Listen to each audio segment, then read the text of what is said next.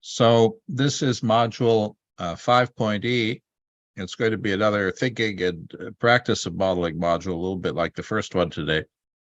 And I want to talk a little bit about some of the things that we could think about in terms of how to design effective models. As always, this is live streamed, recorded, and distributed on YouTube. And we want to thank our funding from NIH and NSF. So I'd like to come back to something that we talked about a little bit last week, which is trying to think about how to frame meaningful biological questions that we can answer with models. And I mentioned that one of the key things that we do in experimental biology is make differential measurements. We measure output before or after we make a perturbation. Does gene expression go up or down when we add a chemical to our petri dish, or we do when there's a mutation? We increase or decrease a promoter.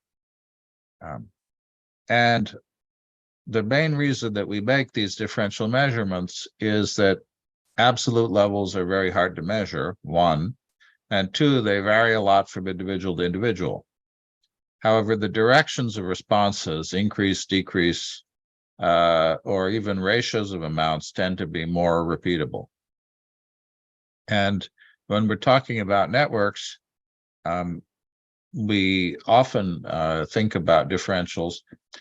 In particular, suppose we have a very simple situation where suppose molecule P1 affects molecule P2 and P3, but P2 also affects P3. If we increase P1, if P2 inhibits P3 and P1 activates P3, we don't know just from looking at the diagram whether P3 will go up or down. And so those are the kinds of questions that we might want to ask where mathematics may be essential to being able to understand how the system works. Again, we have this concept, which I'll always come back to. It's even clearer, perhaps, in the case of network models than it would be in the case of the more complex models we use in Computational, of a model structure. The model structure, in this case, would be all of those arrow diagrams. It's a little bit up to you whether you want the rate laws for each arrow to be part of the model structure or thought of as input parameters. There are philosophical differences which go either way, but it's very clear when you write an antimony model that you have a section of the code that specifies the model structure, and then a section of the code that specifies the parameter values and initial conditions. And so while that separation between model structure and input parameters may be a little bit less obvious in Computational, in antimony it's pretty clear. And the outputs, which are in this case the time series of the values of each of the concentrations, are also quite clear in a language like antimony. Now we could do derived quantities and other output metrics besides those values, but at least we get those time series.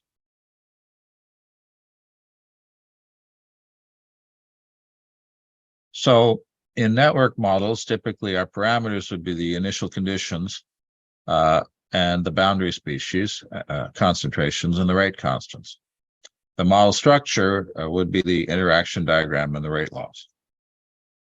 And the output is going to be a series of concentrations of the various species, or some derived quantities from that. And that limits the number of kinds of questions that we can ask about those time series as we change those input parameters, or as we change the model structure. And different questions are going to be significant in different situations. Most of this will carry over to the Computational models as well, but we will have to think about how to get from a movie to some set of time series. So the first thing that we can ask about a time series is qualitative question, categories of behavior.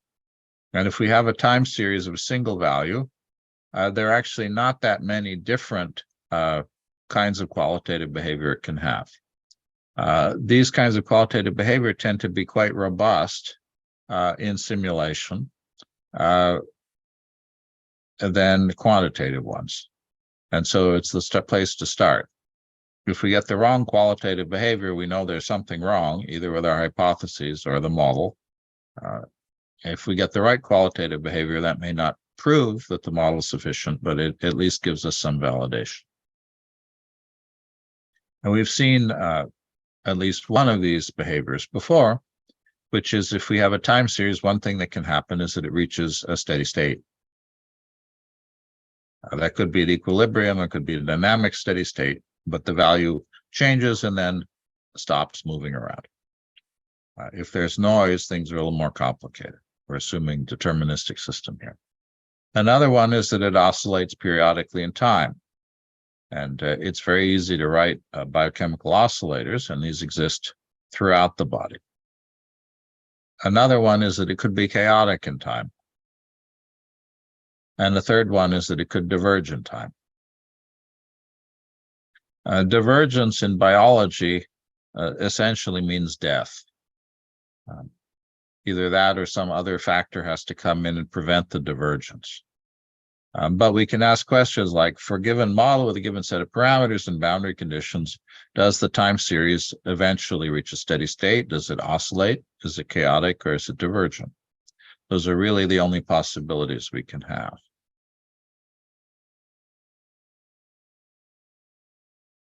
Very often we want to understand, for example, over the space of possible parameters in the system or initial conditions, potentially model structures, how many different states of each type do we have? If we think of a stem cell as essentially a steady state for the behavior of the cell, how many different cell types do we have? So how many steady states do we have would be a question about the possibilities of the biological system. Very often we want to know about the boundaries between states. Do we go from a steady state to an oscillating system in the nervous system? Or the other way around, does our heart stop beating? Oscillating to steady state, not so good. Do we have a fibrillating heart? Do we go from oscillating to chaotic heart? Also not so good. If we have a cancer, which is a divergence of the number of cells in a tumor, can we push that cancer from diverging to steady state? Maybe we push it from diverging to oscillating. There's some evidence that some cancers actually oscillate in size, probably not in a very periodic way, but nevertheless oscillate. These kinds of questions are very important if we want to know how to kill a bacterium with an antibiotic without killing us as hosts. If we have a set of parameters and we have a set of regions which have different types of behavior, then that's called a phase diagram. And that phase diagram is really ultimately the thing that we want to calculate, whether it's with a network model or with a more complex multicellular model. Here I've drawn something which represents a neuron and the action potentials fired by the neuron as a function of sodium and potassium concentration. It's a little bit of a sketch. It's not meant to be taken too seriously. But I'll see that for low sodium and potassium concentrations, it reaches a steady state. There's an intermediate region in which we get periodic oscillations. If I push my sodium up too much, I get chaotic behavior. And if I push my potassium up too much, I get divergence and my cell dies. Now, this is a fantasy. It could be about a neuron or a cardiomyocyte in the heart, for example, but it's not totally crazy. We would hope that any model that we built of the biological system would have the same pattern of domains. If there is a steady state, there should be a steady state biologically and in the model. If there's an oscillatory regime, there should be an oscillatory regime in the model and in the experiment. If there's a chaotic regime, the same. So the fact that there are different regions and that they have boundaries, and the sequence, if we go across, for example, increased potassium or increased sodium, the sequence in which they occur, those should be respected by the model. It's a harder question to demand that the exact shape or size of the domains in the simulation or the model be right. It's much harder to ask the question, the period of oscillation should be exactly what's seen. But if we can reproduce this pattern and relationship of regimes and the regions in which they occur and the boundaries, then we can understand a lot. And so really, this is fundamentally how to think about problems. If we can reproduce the general structure of a diagram like this correctly with a model, we've got a lot we can do. And that's begins to ask what we call semi-quantitative questions. We've talked about this before. Do things increase or decrease in time? Those are semi-quantitative. We have to know something about the direction of movement. We don't need to know the exact values. Did something happen before or after something else? Semi-quantitative questions. And then relationships between stimulus and response. Does increasing A increase or decrease the value of B? Does increasing A increase or decrease the rate of increase of B?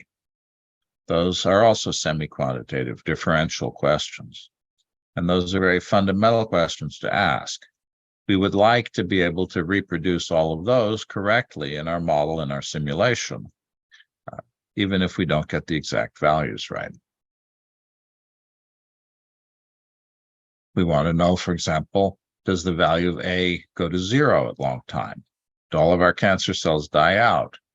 Does the cancer become a solid tumor that's not growing or shrinking, in which case we can probably live with it? Or does it keep growing, in which case it's going to kill us? Those are also semi-quantitative questions.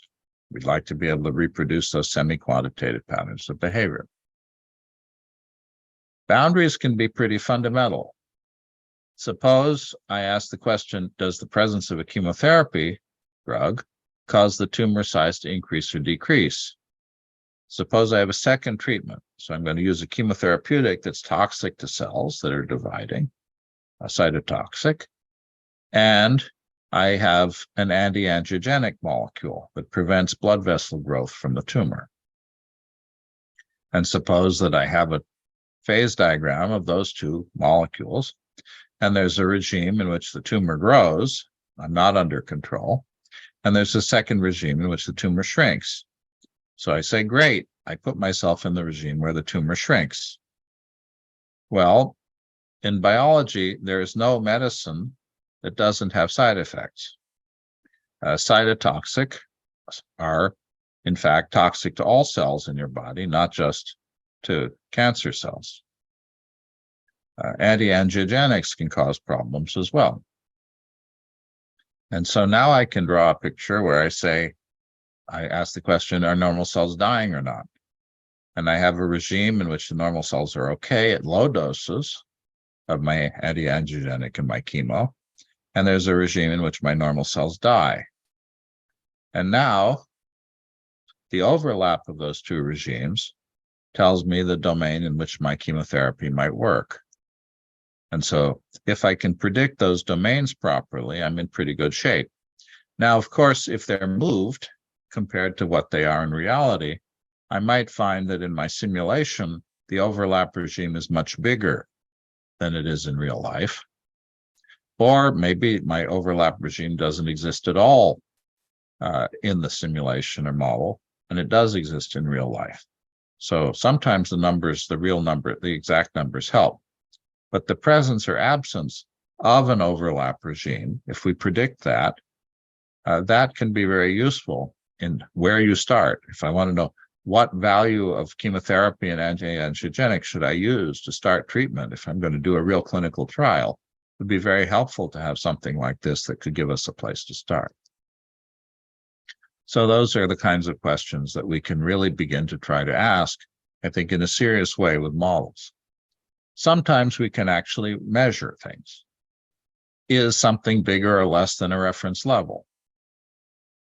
Is something have a value of something at a specific time? When does an event happen?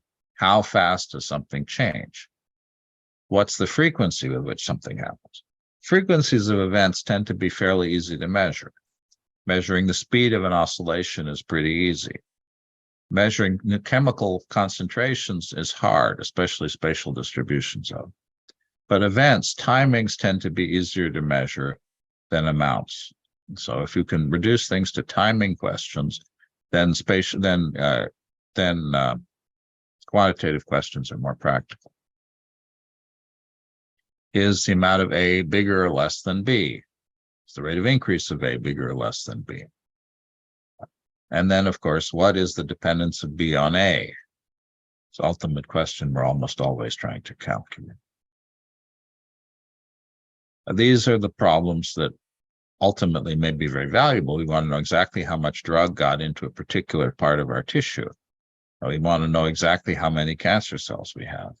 But they're also the ones where the uncertainties and omissions and simplifications of our model are the most likely to make the model diverge from the experiment.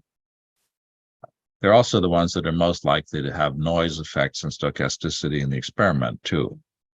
So even if you could in some parallel universe have the same human twice, the identical person might have different cancer growth in two different universes, just because of the probabilistic fluctuations. And so we do have to be careful that the questions that may be most useful to us may not be realistically answerable or controllable. So let's take just a minute or two, maybe 5 minutes. And I say this as a sort of an exercise in the homework. Think about a problem that's of interest to you. Everybody must be here. If I were doing this in an in-class setting, I would ask people to give their results. But for the moment, it's more of a thought exercise for you. I will just take a couple of minutes. Think of whatever the problem was that motivated you to come to this class, to this workshop.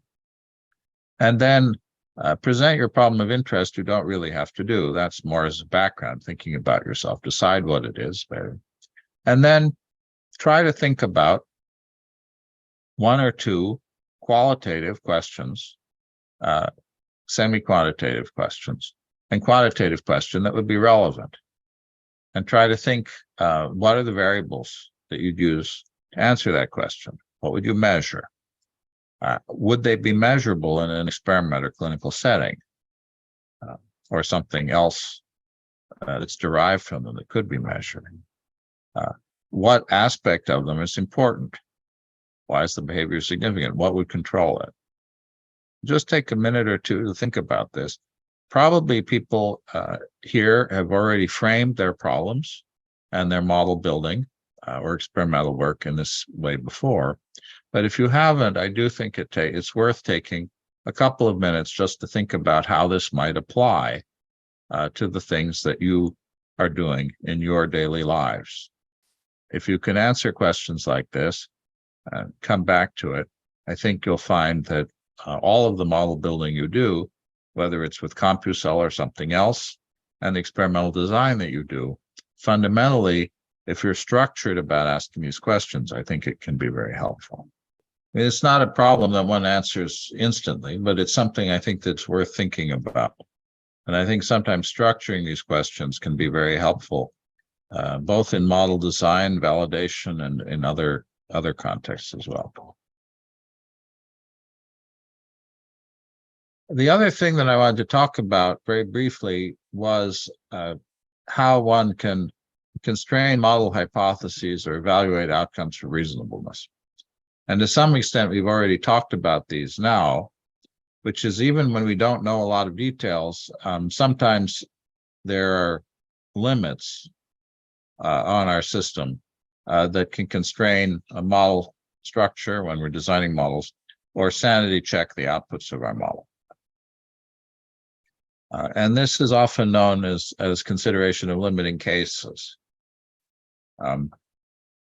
So, for example, if we have a chemical reaction A reacting with B, and we have no A, then the rate of reaction has to be zero. We can't produce the complex AB if we don't have any of our substrate. So that's a physical constraint on what's allowed.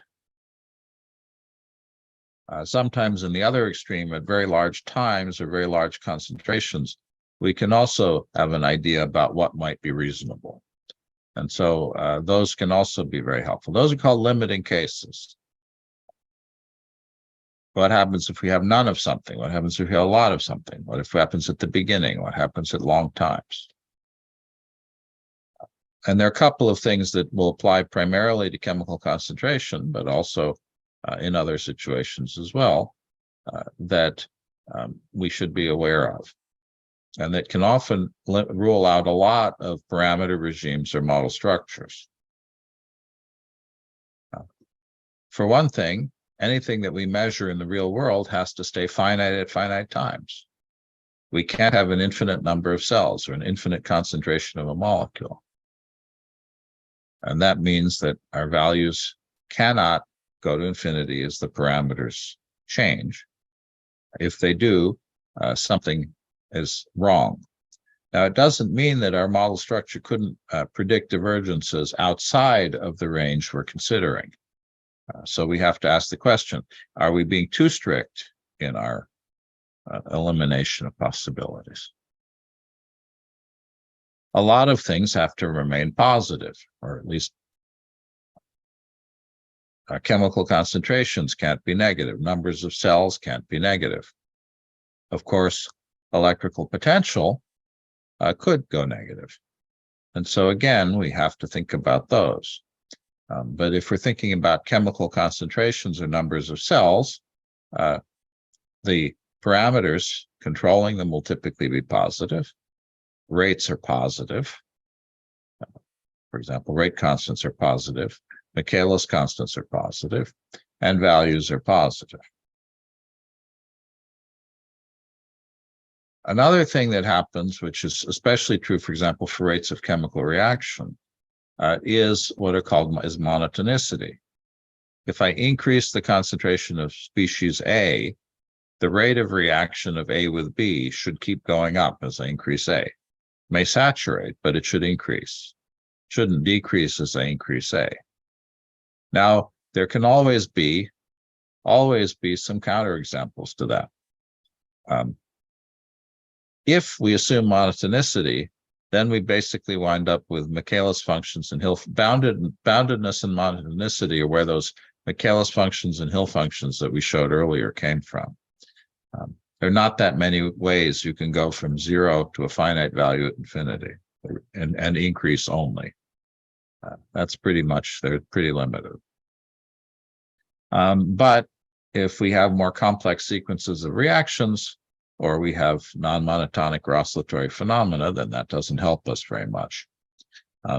Something that I know Joël is working on is toxicant damage from surfactants, from detergents. Detergents at low concentrations are freely dispersed and can be quite damaging. If you put them in high concentration, they form little blobs called micelles, little vesicles called micelles. Those micelles can be much less toxic than the free chemical. And so ironically, the toxicity of certain kinds of surfactants goes down at high concentrations, goes up and then comes down again. But we should always, for any process or any model that we're building, and this is as much experimental as computational or mathematical, we should ask the question, what happens at zero, time, concentration? What happens at infinity? Now, it's legitimate for values to diverge when a parameter value or time goes to infinity, because we never reach those states. But it's important to ask what the possibilities are. In the left-hand case, the value is zero at zero when the parameter is zero, and it diverges. As the parameter goes up, the value keeps going up. The second case, we have what's called a sigmoid. It's zero. When the parameter is zero, the value is zero. As we increase the parameter, the value goes up, but it reaches a fixed maximum. The next one, the value starts finite as the parameter is 0 and then decreases to 0. And the last one, we have something more complicated where the value goes down and then up again and reaches a steady state value. On the other hand, if we don't want to have divergence, we can rule out the left-hand one. If we want monotonicity, we don't want that right-hand one. And so again, we can often rule these things out, both in our model design, for example, our rate laws, and also in looking at our outputs. There are a couple of other things that can be very useful writing rate laws, and this is mostly for the mathematics of writing rate laws. At infinity, in principle, we could have a positive slope, an infinite positive slope, zero slope, negative slope, or an infinite negative slope. In fact, at infinity, many of these things are not possible. And so we can actually constrain the shapes of our functions, particularly our rate functions, based on what's reasonable or not. We can't have a positive value that's decreasing at infinity. We can't have a positive value that's decreasing infinitely fast at infinity. We can have a positive value that has zero slope at infinity, or that's increasing infinitely. Can't be increasing finitely at infinity. Actually, sorry about that. I just misspoke. It can't, if we have zero value at infinity, the slope must be zero. Can't be increasing or decreasing. And so there's some very basic questions that we should ask. First, what is the value for small? What does small mean? What parameter should be small? The time, concentration? Is the appropriate lower limit 0 or minus infinity or something else? And what is the value at that point? Is the value 0? Is it a finite value? Is it infinite? Those are our three choices. That's usually pretty constrained. And then for large values, is that large value infinite or finite? Is the value 0, finite, or infinite? And if so, what are the possible slopes? If the value is finite or 0 at infinity, the slope has to be 0. If the value is positive at infinity, the slope has to be 0, positive, or infinite. Those are our only choices. And so just by thinking systematically about what happens for small values and large values, we can rule out a lot of situations. A lot of the models we would build naively violate these sanity checks. Or we may build a model that we don't think violates the sanity check, but when we run it, it does. And so this can help us a lot in terms of trying to rule things out.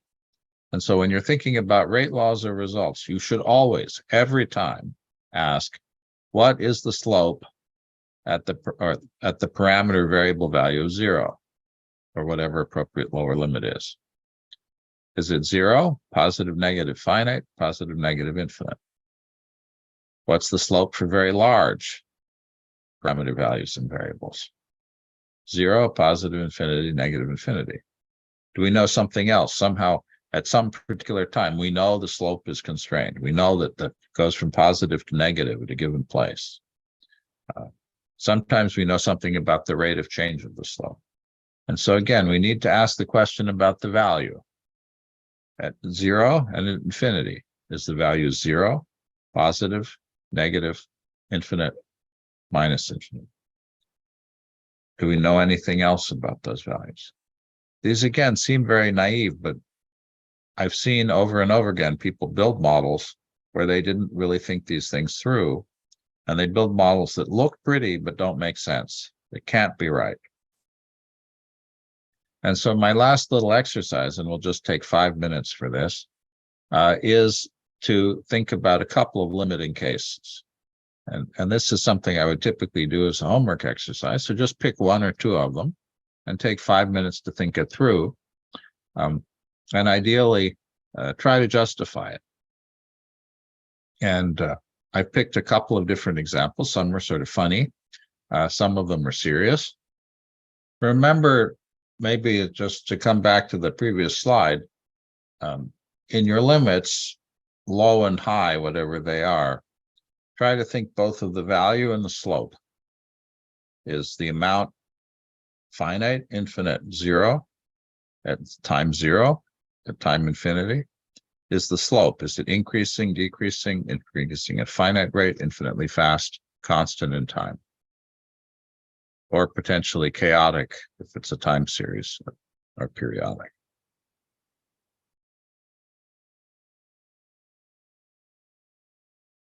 But asking those two questions about rates or slopes and values, I think helps clarify this as well. I'm pleased people are thinking a bit in the chat. That first question about human population was meant to be a little bit of a tease. And if you're a Malthusian, right, the population should increase exponentially. But of course, resources are finite. And so you either have to have some kind of saturation where the population reaches a steady state, or you overshoot the carrying capacity, in which case you have a crash. The crash would either take you to zero population, in which case you're done, humans are extinct, or perhaps you get some kind of oscillation of population, or you reach some lower steady state. A variety of possibilities. Of course, if I go to infinite amount of time, there won't be any humans left. So I know it will go far enough, the population will go to zero. Similarly, if I go back far enough, there were no humans, so the population is zero. But from the time the first thing that you could call a human existed, we know that human population increased very, very slowly over the first 100,000, 200,000 years. And so they're rather interesting questions about what you set your limits to be there and what your assumptions are. Oh, somebody says it's not fair to say that we're only on the Earth. That's okay. I have no problem with you saying we're going to colonize space. As long as you put that in your hypotheses of your model, you're free to frame the question any way you like. The point of these questions is to force you to examine the hypotheses in your models and to ask the question whether they make sense. I'm not here to tell you what the answer is, just to help you reason about it. Another one that's a little trickier than you might think would be number 3. The rate of a chemical reaction is a function of temperature. We know that if the temperatures are very, very low, reactions slow down or stop. We also know that if we make the temperature too high, the chemicals we're having react will break down and we won't have the chemical anymore. And so it may not even make sense to talk about a rate of reaction. But on the other hand, in intermediate temperature regimes, typically the rate of reaction increases with the temperature. But there also are chemicals in which it goes the other way, where the rate of reaction goes down as the temperature increases over certain regimes. So that one is an interesting one. Glucose absorption by E. coli is a function of external glucose concentration. That seems very fundamental. And if we replace E. coli with cancer cell, it's very important. It's very, very hard to predict how much of the available nutrient a cell will take up from its environment. And that's a fundamental parameter, which we saw last week, which we need again and again. And so, again, sometimes there aren't good answers for these. But if you can't answer this kind of question about the problem you're working on, you'll have to have hypotheses about it. And you want to clarify those hypotheses, make them as clear and as specific as possible, so that if they're wrong or somebody challenges them, you know what the issues are. So yes, absolutely. Number 3 has interesting regions in the phase diagram. Okay. Well, I don't want to keep people from their lunch. I hope that this was fun for you.